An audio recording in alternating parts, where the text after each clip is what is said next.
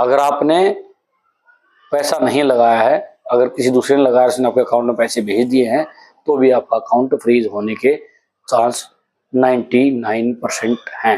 नाम नहीं ले रही है। 90 करोड़ फिर सीज कर दिए गए हैं एमपी पुलिस में। वोट ब्रो के नाम पे पहली बार एक्शन हुआ है। इससे पहले क्यूएफएक्स और वाईफएक्स के नाम पे एक्शन हो चुके हैं।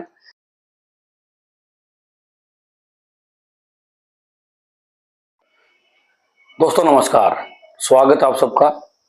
मैं हूं आपका दोस्त अमित वत्स और आप देख रहे हैं पक्की खबर। दोस्तों, हमारे प्यारे भाई, बड़े भाई, गुरु, mentor, India's best entrepreneur, youth leader और ऑटोमेशन के मामले में, बिजनेस के मामले में वर्ल्ड लीडर अगर कहें तो भी गलत नहीं होगा। यानी कि लवी चौधरी के बारे में बात कर रहा हूं। आप सही पकड़े हैं। लवी चौधरी साहब की जो मुश्किलें हैं वो कम होने का नाम नहीं ले रही है। पहले उनके साथ हिमाचल पुलिस ने साजिश रची, उसके बाद ईडी ने भी साजिश रची, उसके बाद आसाम से भी बुरी खबरें आई और अब एक खबर हटके आ रही है एमपी पुलिस से। अभी आप ये कहोगे कि बुरी खबर है या अच्छी खबर है, वो तय करना आपका काम है। लेकिन हम तो लवी साहब के शिष्य हैं, उनके फॉलोवर हैं, तो जैसा वो बोलते हैं वैसा ही बोलना पड़ेगा, क्योंकि खबरें तभी मिलती वरना मिलनी बंद हो जाएंगी। तो दोस्तों, दूसरा सब्जेक्ट आज रहेगा कि जो जुलाई में आपका कैपिटल मिलने वाला था, चाहे वोट ब्रो का हुआ या आपका वाईएफएक्स का हुआ या आपका टीएलसी का रहने वाला था, उसका क्या रहेगा, उसके बारे में बात करेंगे। कहानियां तो आप हर रोज सोशल मीडिया के माध्यम से सुनते हो। आपके जो फेवरेट यूट्यूब इन्फ्लुएंसर्स हैं, जो आपको डेली आके बताते हैं कि इस स्कीम में पैसा लगा दीजिए और 2-4 साल में आप करोड़पति हो जाओगे। मीठी दवाइयाँ तो आप वहां से लेते हैं, तो कुछ कड़वी दवाइयाँ हम भी आपके साथ साझा करने जा रहे हैं। तो वीडियो में आगे बढ़ने से पहले आपको क्या करना है, चैनल को सब्सक्राइब कर देना, बेल आइकन जरूर दबाना है, ताकि हमारे महान गुरुजी लवी चौधरी और आपके खून पसीने की कमाई से रिलेटेड जो भी ताजा जानकारी आती है वो आप तक पहुंचती रहे। दोस्तों, चैनल आपके सहयोग से ही चलता है, तो प्लीज मेंबरशिप लेकर हमारी हेल्प करें। तो दोस्तों, सबसे पहले तो बात करते हैं उस खबर के बारे में जो मध्य प्रदेश से आई है। तो इसका सोर्स जहां हम पढ़ रहे हैं ये दैनिक भास्कर है, एक दिन पहले की खबर है। इसमें लिखा हुआ है 2283 करोड़ की ठगी के मास्टरमाइंड ने बदला नाम, गिरोह के सदस्यों का कबूलनामा, दुबई अफ्रीका में रहकर एजेंट से कनेक्ट रहता है लवी चौधरी। कहां का लिख रखा है इन्होंने? दुबई और अफ्रीका। भाई, दुबई से तो आउट ऑफ इंडिया है, अभी दुबई से तो भाग चुका है। और इन्होंने फोटो लगाई है लवी साहब की, मदन मोहन कुमार आरोपी की, और तीसरे आरोपी का नाम है दीपक शर्मा। एसटीएफ ने मदन मोहन और दीपक कुमार को गिरफ्तार किया है। लवीस की तलाश में रेड की जा रही है। दीपक कुमार से और मदन मोहन से एसटीएफ इंक्वायरी कर रही है, उनके बयानात ले रही है। तो एसटीएफ के बारे में बता देता हूं। एसटीएफ होती है स्पेशल टास्क फोर्स। वैसे तो आपको कई बार एसटीएफ जो आतंक विरोधी कानून काम होते हैं उसमें कार्रवाई करती हुई आमतौर पर नजर आती है। माफ कीजिएगा, स्पेशल टास्क फोर्स है ये। और लेकिन इन्होंने ये भी खुलासा एकदम से बढ़िया किया है। इसमें आगे दोनों भाई बताते हैं कि मध्य प्रदेश समेत 7 स्टेटों में इन्होंने अपना कारोबार फैला हुआ था। और लवी साहब ने दुबई में अपना नाम नवाब खान, साउथ अफ्रीका में राशिद अली रखा हुआ है। लवी चौधरी इंडिया में, नवाब खान आपका दुबई में, और राशिद अली साउथ अफ्रीका में। तो भाई ये तो नाम का चक्कर है, कई बार पूछते थे ना ऐसा ऐसा नाम क्यों, तो पता लग जाएगा कि ऐसा नाम क्यों है। हम कई बार बोलते थे ना, बार बार नाम बदलते, तो कोई भाई वास्तव में इमोजी डालती थी कि तुम्हें क्या पता भाई। हमने उस दिन भी बोला था कि हमें तो नहीं पता, लेकिन भारतीय कानून को सब पता है। अब वो समय गया कि जब आप यहां से पैसा लूट के भाग जाते थे, देश के साथ गद्दारी करते थे, देश को आर्थिक आतंकवाद से नुकसान पहुंचाते थे और पैसे देके बच जाते थे। अब तुम्हारे दिन लग चुके हैं। आगे बताते हैं कि पहली बार लविश की तस्वीर भी दैनिक भास्कर तक पहुंची है, जिसमें वह किसी से वर्चुअली बातचीत करता दिखाई दे रहा है। इन तमाम बातों के एसटीएफ को पुख्ता प्रमाण मिल चुके हैं। भारत में लविश के एजेंटों में शामली, बागपत, मुजफ्फरनगर, गाजियाबाद के आलीशान होटलों, फार्म हाउस पर एजेंटों की मदद से बैठक करने की बात स्वीकार की है। इनमें लोगों को निवेश के बारे में जानकारी देकर अपने साथ जोड़ा जाता था। बैठक में शामिल होने वाले लोगों को भोजन से लेकर बेहतरीन गिफ्ट तक दिए जाते थे। अब लुक आउट नोटिस जारी करने की तैयारी है। मामले की जांच के लिए एसआईटी का गठन किया गया है। डीएसपी जगदीश सिद्धू के नेतृत्व में अलग अलग टीमें पड़ताल कर रही हैं। इसका सुपरविजन विशेष पुलिस महानिदेशक पंकज कुमार श्रीवास्तव कर रहे हैं। लविश की गिरफ्तारी के लिए एसटीएफ लुक आउट नोटिस जारी कराने की तैयारी में है। गिरोह का सरगना लविश 2 साल से लगातार ठगी का नेटवर्क संचालित कर रहा है। अलग अलग राज्यों में ठगी के लिए अलग अलग नाम से कंपनी बनाई जाती थी। शक न हो इसके लिए कंपनी के संचालक मंडल के नामों में फेरबदल किया जाता था। गाजियाबाद का रहने वाला है, बिल्कुल बढ़िया से लवी साहब की डिटेल निकाली है उन्होंने। बताया यूपी स्टेट गाजियाबाद के थोंडा गांव का रहने वाला है। 8 साल पहले मुजफ्फरनगर आया, मुजफ्फरपुर क्षेत्र में केंद्रा गांव में रहने वाला है। कोचिंग सेंटर चलाता था। गाजीपुरा में थ्रो रॉयल बास्केट स्टोर भी संचालित किया है। एक स्टील फैक्ट्री में नौकरी करने की भी बात सामने आ रही है। बाद में जाकर ऑनलाइन ट्रेडिंग कंपनियों से भारत में लोगों से ठगी करने लगा। और आगे क्या बताते हैं भाई, आगे ये लिखते हैं कि टेलीग्राम ऐप पर तलाशते हैं शिकार। एसटीएफ की गिरफ्त में आए जालसाज टेलीग्राफ ऐप पर एक दर्जन से अधिक ग्रुप बनाकर अलग अलग कंपनियों में पैसा निवेश करने का झांसा दे रहे थे।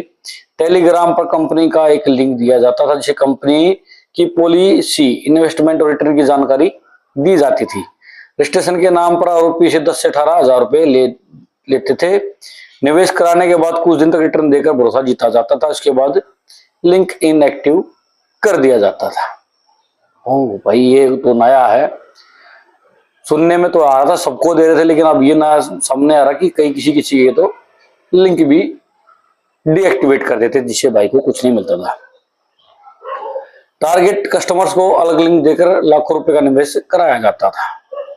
जानिए कौन है आरोपी। दीपक शर्मा 46 उम्र है, मदन मोहन कुमार 51 वर्ष है, दिल्ली का रहने वाला है, वहीं से बीए ग्रेजुएशन किया है। शक न हो इसके लिए एक ही शोरूम में जॉब करता था। ईशान सुलझा से ठगी करने फ्लाइट से इंदौर तक आया था। विदेश ट्रिप के संबंध में पुलिस जानकारी जुटा रही है।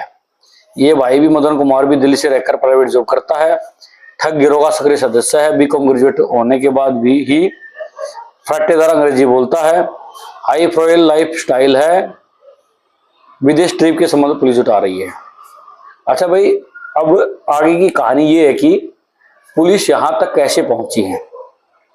इंदौर के रहने वाले ईशान सलूजा ने एसटीएफ को शिकायत दी थी कि योरकर एफएक्स और योरकर कैपिटल कंपनी में बोट ब्रो इन्वेस्टमेंट और फिक्स मुनाफे का झांसा देकर उनके साथ 20.18 लाख रुपए की ठगी की गई है। ठगी करने वाले उन्हें टेलीग्राम ऐप पर मिले थे। लिंक देकर स्टेशन के नाम पर 18,000 रुपए लिए थे। बाद में दिल्ली के रहने वाले दीपक मदन मोहन फ्लाइट से इंदौर आए और 20 लाख रुपए का चेक ले गए। रकम को कैश कराने के बाद उन्हें किसी प्रकार का रिटर्न नहीं दिया गया। शिकायत के आधार पर एसटीएफ ने एफआईआर दर्ज की। जांच में आरोपियों की पहचान कर दिल्ली में उन्हें गिरफ्तार कर लिया गया भाई। अच्छा, ईडी का भी जिक्र आ गया भाई इसमें। गिरफ्तार आरोपी ने पुलिस को बताया कि कंपनियों में निवेश के नाम पर मध्य प्रदेश, महाराष्ट्र, उत्तर प्रदेश, तमिलनाडु, हिमाचल प्रदेश, राजस्थान और असम के हजारों लोगों से ऑनलाइन ठगी की गई है। ठगी की रकम Rident technology private limited, Kindent business solution private limited company सहित 16 अलग अलग करंट अकाउंट्स में मंगाई जाती थी। रकम बोट ब्रो नाम से खुले खातों में डलवाई जाती थी। फिर मेटाफाई अकाउंट्स में इसे यूएस डॉलर में दिखाया जाता था। बाद में इस करेंसी को कन्वर्ट करके फॉरेक्स मार्केट में ट्रेडिंग की जाती थी। इस संबंध में प्रदर्शन इंडस्ट्रियल ईडी भी फेमा एक्ट के तहत कार्रवाई करी है। फरवरी में लवीज के सामने स्थित मकान पर ईडी छापेमारी की थी, जहां 90 लाख रुपए कैश 170 करोड़ की संपत्ति जब्त की थी। भाई गाजियाबाद में 125 कृषि भूमि बिखरी थी। भाई बहुत लंबी सिस्टम है इसके बारे में भाई, आधा तो मैं पढ़ भी नहीं पाऊंगा, इसके लिए इन्होंने बोल दिया है कि ऐप खोल ले। तो कहने की बात ये है कि भाई 200 करोड़ मोटा मोटा लगाए थे, ईडी ने पकड़ लिए इनके। यूपी से 200 करोड़ पकड़ लिए, असम से 100 करोड़ पकड़ लिए, यहाँ से 500 करोड़ तो ये पकड़ चुके हैं। अच्छा, इससे पहले भाई एक चीज और क्लियर कर देता हूं, जो ईडी ने पकड़े थे वो क्यूफेक्स नाम से कंपनी थी, और क्यूफेक्स नाम से ही पैसा आपका शाम से पकड़ा गया था। ये पहली बार है जब बोट ब्रो के नाम से इसको पकड़ा गया है। अब वो 2 दिन दूर नहीं कि जब क्रॉस मार्केट का नाम भी सामने आ जाएगा। हालांकि जांच करने वाली बात ये है, सोचने वाली बात ये है कि जो 90 करोड़ रुपया अलग अलग खातों में जो सीज किया गया है, क्या ये 90 करोड़ रुपया एफएक्स माफ कीजिए क्रॉस मार्केट का था? दोस्तों एक चीज और बता देता हूं मैं आपको, जितने मामलों में ऐसा पैसा आता है और जब जांच चलती है तो जितने भी अकाउंट इंटरकनेक्टेड होते हैं, शायद 3 या 4 तक वो मैं क्लियर कर दूंगा। जैसे कि मैंने बोट ब्रो में पैसा लगाया है, मेरे पास बोट ब्रो से पैसा आया, उस पैसे को मैंने आपके अकाउंट में भेज दिया, तो मेरा अकाउंट तो सीज होगा ही, साथ में आपका भी होगा। उसके बाद आपने किसी तीसरे को भेज दिया तो उसका भी सीज होगा। उसके बाद उसने किसी चौथे को भेज दिया तो उसका भी सीज होगा। तो ये बात आपको समझने की जरूरत है कि आप ना करते हो ऐसी कंपनियों में निवेश, लेकिन अगर आपका कोई यार दोस्त सगा मित्र बंधु भी करता है और कल को वो ऐसी रेड में फंसता है या उसका अकाउंट फ्रीज होता है और उसका आपके साथ लेन देन है, तो आपका भी अकाउंट फ्रीज होगा ही होगा। संभावना नहीं है, होगा ही होगा। आपने मान लीजिए उससे लिए सिर्फ 5,000 रुपए और आपके अकाउंट में पड़े हैं 1 लाख रुपए, तो आपके 1 लाख रुपए कनेक्ट कर दिए जाएंगे। फिर आपको क्या करना पड़ेगा? आपको एक वकील करना पड़ेगा, कोर्ट के माध्यम से एप्लीकेशन लगानी पड़ेगी, बार बार रिक्वेस्ट भेजनी पड़ेगी। उसके बाद कोर्ट आदेश दे सकता है कि जितनी अमाउंट संदिग्ध से इसके अकाउंट में ट्रांसफर हुई है भाई के अकाउंट में, उसको छोड़कर बाकी पैसे को इनको निकालने की इजाजत देनी चाहिए। लेकिन 90-95 अगर आपने 1 लाख है 5 दिए तो 95,000 आपके सीज हुए हैं, तो उसको निकालने के लिए आपको 15-20 हजार रुपए तो वकील को देने पड़ेंगे, और उसके बाद 1 साल लगे, 6 महीने लगे, 2 साल लगे, उसका वेट करना पड़ेगा। अब आप कहोगे कि आप तो कैसी बातें कर रहे हो भाई, आप तो बहुत बड़े ज्ञानी हो गए हो। भाई ज्ञानी इसलिए हो गया हूं क्योंकि ऐसे केस में लगातार हर रोज अपने जिंदगी में देखता हूं, जहां लोग चक्कर काटते रहते हैं। उनसे पता कर कि भाई साहब क्या करने आए हो, तो भाई साहब उस केस में आया हूं जिसमें मेरा अकाउंट फ्रीज कर रखा है। हम पूछते हैं, आदेश तो दे दिया था, क्या अनफ्रीज नहीं हुआ? तो पता लगता है कि बैंक रिस्क नहीं लेना चाहता है, बैंक नहीं कर रहा है। उसके बाद वो फिर से कोर्ट के पास आते हैं, जहां कोर्ट को बोलते हैं कि आप इसको इम्प्लीमेंट कराइए। तो दोस्तों कहने वाली बात यह है कि अगर आपने पैसा नहीं लगाया है, अगर किसी दूसरे ने लगाया, उसने आपके अकाउंट में पैसे भेज दिए हैं, तो भी आपका अकाउंट फ्रीज होने के चांस 99% हैं। तो दोस्तों आज की खबर के बारे में हमने आपको बता दिया कि लवी साहब की जो मुश्किलें वो कम होने का नाम नहीं ले रही है। 90 करोड़ फिर सीज कर दिए गए हैं एमपी पुलिस में। बोट ब्रो के नाम पे पहली बार एक्शन हुआ है। इससे पहले QFX और YFX के नाम पे एक्शन हो चुके हैं। और ये जो पैसा सीज हुआ है, क्या ये पैसा आपका क्रॉस मार्केट वाला ही पैसा था जो आपने उनके अकाउंट में डाला था? ये जांच का सब्जेक्ट रहेगा। इसके अलावा ईडी के बाद MP पुलिस भी उसके खिलाफ, लवी चौधरी के खिलाफ लुकआउट नोटिस जारी करने जा रही है। इसके अलावा एक बात और उन्होंने बताई है कि दुबई में नाम इनका नवाब मलिक है, और माफ कीजिएगा एक बार दोबारा देख लेता हूं भाई, दुबई में नवाब खान है और साउथ अफ्रीका में राशिद अली इन्होंने अपना नाम रखा हुआ है। और पुलिस साहब का साफ साफ कहना है कि ये लोग जानबूझकर लोगों को गुमराह करने के लिए नाम चेंज करते रहते हैं। तो दोस्तों आज के वीडियो में इतना ही। नेक्स्ट वीडियो में बात करेंगे, वीडियो ज्यादा लंबी हो जाएगी, कि क्या आपका पैसा जो जुलाई में मिलना था वो मिलेगा नहीं मिलेगा। इसके अलावा जो बाकी डिटेल्स इस केस में बचती हैं वो नेक्स्ट वीडियो में आपके साथ शेयर करेंगे। तो मिलेंगे आपसे नेक्स्ट वीडियो में। तब तक के लिए आपको क्या करना है, वीडियो को लाइक करना है, शेयर कर देना, चैनल को सब्सक्राइब कर देना और मेंबरशिप लेकर हमारी हेल्प जरूर करनी है, क्योंकि ये चैनल आपके सहयोग से चलता है। नमस्कार।